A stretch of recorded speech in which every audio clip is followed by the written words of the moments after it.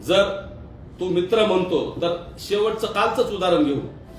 माझ्यासारख्या सामान्य कार्यकर्त्याला डुकरासारखं ओढत नेणे ही जर मित्राबद्दल तुझी भावना असेल तर बाकीच्याबद्दल काय.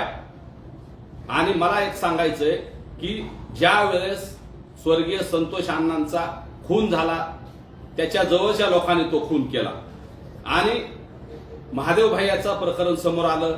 त्याच्यानंतर मराठा समाजाला ओबीसीतून आरक्षण मागत असताना हा विरोध करतोय, अनेक जण विरोध करतील.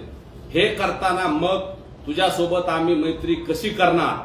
त्याच दिवशी मी ती मैत्री तोडली होती ज्या दिवशी संतोष अण्णाचा खून तुझ्या जवळच्या लोकांनी केला आणि त्यानंतर तुझं स्टेटमेंट आलं की तू महाराष्ट्रात अशा घटना घडत असतात.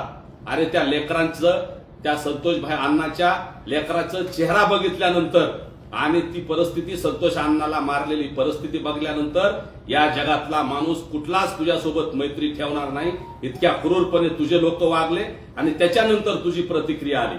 तसेच मराठा समाजाचा संविधानिक लढा, ओबीसीच्या आरक्षणातला लढा, तो लढा लढत असताना आमच्या ओबीसीत काय कुणाचा प्रवर्ग, काय कुणाची जहागिरी नाही, पण मराठ्यांना ओबीसीत येऊ देणार नाही हे वारंवार वक्तव्य केलं. त्याच दिवशी तुझी माझी मैत्री संपली. अजिबात मैत्री नाही.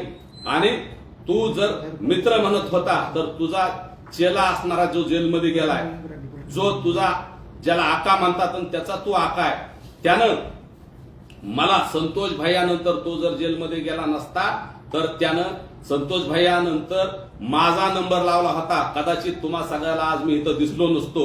एवढे धक्कादायक त्याच्या सगळ्या रेकॉर्डिंग आहेत माझ्याकडे, सगळे पुरावे.